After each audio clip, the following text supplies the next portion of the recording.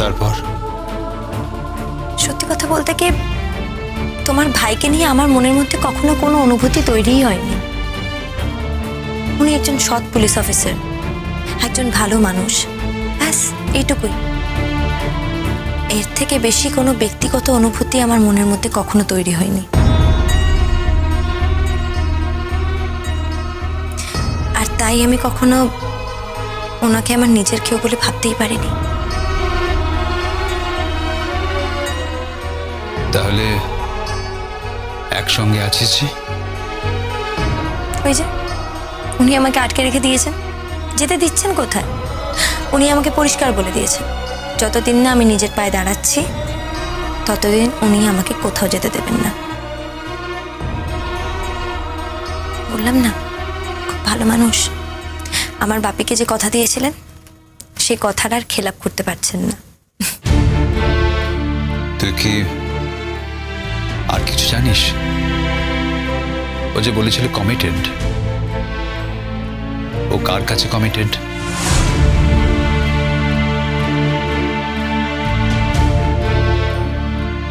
জানি। জানিস, আর তারপরেও তুই আমাকে রূপকথার সঙ্গে কথা বলতে বলছিস। সত্যি কথা বলতে গেলে দাদা ভাই, তোমার ভাই চেষ্টা করেছে, মানে একবার যখন বিয়েটা হয়েই গেছে তখন চেষ্টা করেছে আমার সঙ্গে মানিয়ে নেবার, সম্পর্কটাকে টিকিয়ে রাখার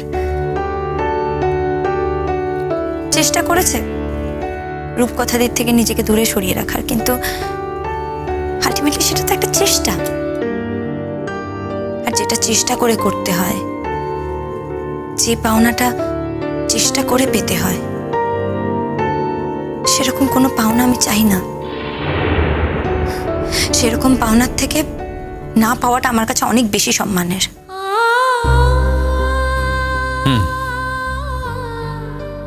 বেশ, এ তো গেল রনর কথা। এবার তোর কথাটা বলতো।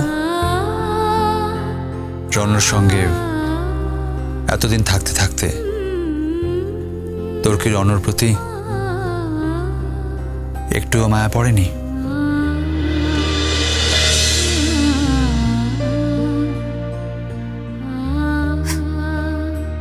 আমি তো প্রথম থেকেই জানতাম দাদা ভাই যে তোমার ভাই অন্য একজনের কাছে কমিটেড, আর আমি প্রথম থেকেই এই বিয়েতে রাজি ছিলাম, অনিচ্ছার সত্ত্বেও এই বিয়েতে রাজি হয়েছিলাম। তাই কোনোদিনও তোমার ভাইয়ের প্রতি আমার মন পড়েনি। কিন্তু কি বলতো দাদা ভাই, এতগুলো দিন একসঙ্গে থাকতে থাকতে, একই ঘরে থাকতে থাকতে একটা সম্পর্ক কোথাও না কোথাও তৈরি হয়ে যায়, যেটা আমি কোনোদিনও অস্বীকার করতে পারবো না।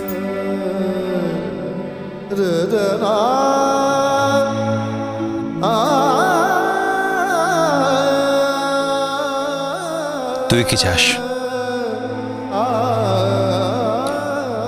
তোর মতো একটা ফুটফুটে মেয়েকে কেউ যদি জোর করে এখানে আটকে রাখে, তবে সেটা ঠিক কাজ নয়। যদি তোকে সে ভালোই বাসতে না পারে,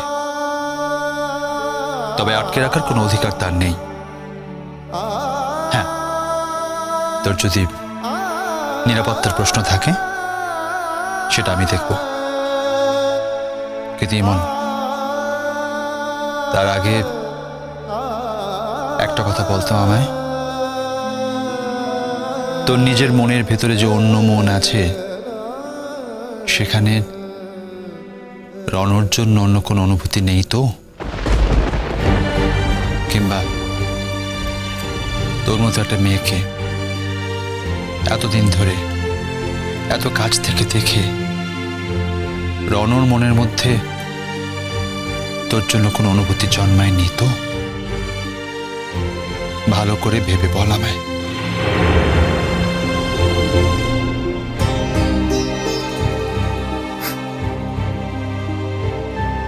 তোমার ভাই আমাকে যে ভালোবাসে না এটা আমি কিছুতেই বলতে পারবো না দাদা ভাই।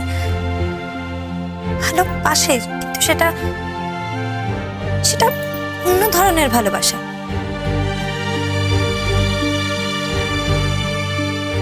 আমার জায়গায় এই বাড়িতে যদি আমার বয়সে অন্য কেউ থাকতো, তাকে মিস্টার রণজয় চ্যাটার্জি যেইভাবে স্নেহ করত, আমাকেও ঠিক সেইভাবেই ভালোবাসে। আমাকে শাসন করেন, আমি অন্যায় করলে আমাকে বকেন, কিন্তু আমি বুঝতে পারি ওনার মনে আমি নেই। উনি উনি আমাকে সেই অর্থে ভালোবাসেন না। এই কথাগুলো বলতে আমার খুব খারাপ লাগছে দাদা ভাই, কিন্তু কি করব?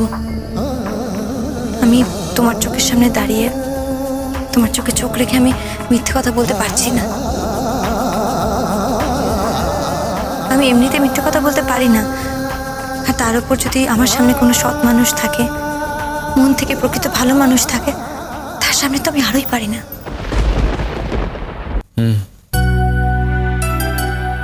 ঠিক আছে, মুখ ফুটে আর কিছু বলতে হবে না, বুঝতে পারছি। আমি কথা বলবো, তোর সাথে কথা বলে আমি আমার সিদ্ধান্ত একটু হলেও বদলালাম। রূপকথার সাথে কথা বলবো, আমি ওর মতামত জানতে চাইব, তবে সেটা করব তোর জন্য, তোর স্বার্থে। আমি চাই না কোনো কিছুর বিনিময়েই তোর সঙ্গে আমাদের বাড়ির সম্পর্কটা চলে যাক, আর আমার ভাইয়ের সম্পর্কটা নষ্ট হয়ে যাক, সেটাও আমি চাই না। একটা কথা বলতো আমায়, রণ যদি তোকে ভালোই না বাসবে, তোর জন্য ওর মধ্যে যদি কোনো রকম টান নাই থাকবে, তাহলে কেন ও তোকে পাহাড়ে নিয়ে গিয়েছিল? আমি তো যতদূর শুনেছিলাম তোরা বেড়াতেই গিয়েছিলি। তার উত্তর তো আমিও পাইনি দাদা ভাই, সেজন্যই আমি ওখানে ওইভাবে ওভার রিঅ্যাক্ট করেছিলাম। আমি তো জানতামই না যে উনি আমাকে বেড়াতে নিয়ে যাচ্ছেন আমাদের ম্যারেজ অ্যানিভার্সারি সেলিব্রেট করার জন্য। উনি তো আমাকে অন্য কথা বলেছিলেন, ইনফ্যাক্ট পুরো বাড়িকেই মিথ্যা কথা বলেছিলেন। উনি বলেছিলেন আমাদের নাকি যেতে হবে, কারণ ওনার অফিসিয়াল একটা মিটিং আছে, একটা গেট টুগেদার আছে, ওনার বসেরা তাদের ওয়াইফরা সবাই আসবে, আর আমাকে ওনার ওয়াইফ হিসেবে ওখানে যেতে হবে। আমি তো গিয়েছিলাম যাতে ওনার কোনো ক্ষতি না হয়ে যায়, আমি ওনার কাজের কোনো ক্ষতি চাইনি। কিন্তু ওখানে গিয়ে যখন আমি জানতে পারি যে পুরোটাই মিথ্যে, উনি আমাকে মিথ্যে কথা বলে নিয়ে গেছেন, তখন আমার খুব রাগ হয়েছিল। কেন রাগ হওয়ার কি ছিল?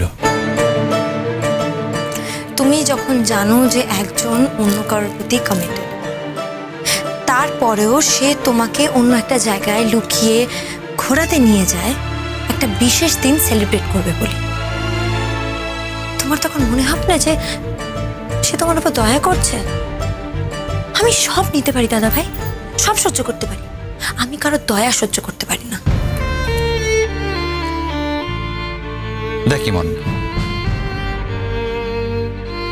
কমিটমেন্ট শব্দটার ভার অনেক বেশি, ধারও অনেক বেশি। জীবনে একবার কেউ কমিট করেছে বলেই সারা জীবন তাকে সেটা রাখতে হবে, বা সে রাখতে পারবেই এমন কিন্তু কোনো কথা নেই। মানুষ বদলায়, সম্পর্ক বদলায়, সম্পর্কের রূপরেখা বদলায় না। এক্ষেত্রে বদলেছে কিনা আমি জানি না, কিন্তু বদলানোর সম্ভাবনা আছে। আমার ভাইকে আমি যতদূর জানি, যতটুকু চিনি, রণ কিন্তু কখনোই দুদিকে ব্যালেন্স করে চলা ছেলে নয়।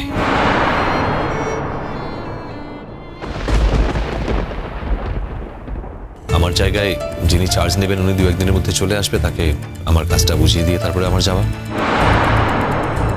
ভালো থেকো ইমন। তোমার অপমানের প্রতিশোধ নিতে আমি নিজেই অফিসে গিয়ে ট্রান্সফারের রিকোয়েস্ট করেছি।